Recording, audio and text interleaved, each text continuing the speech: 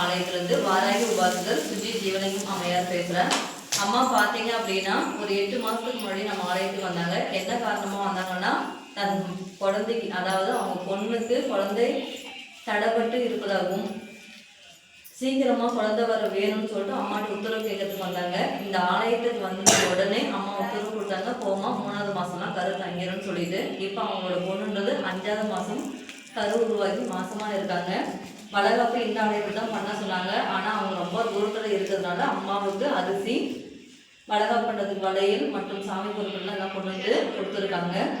அவங்களோட பொண்ணுக்கு நல்ல முறையில் சுகப்பிரசவம் ஆகி நல்ல முறையில் இருக்க வேண்டும் என்று வாராகி அம்மனிடம் வேண்டிக் கொள்கிறேன். நன்றி, வணக்கம். ஜெய் வாராகி, வாழ்க வளமுடன்.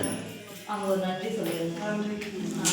எல்லாரும் பிரார்த்தனை பண்ணிக்கோங்க, அவங்களோட பொண்ணுக்கு வந்து சுகப்பிரசவம் ஆகணும்னு சொல்லிட்டு. ஜெய் வாராகி. அப்புறம் ஒருத்தர் நிலம் சேர்மது நிலம்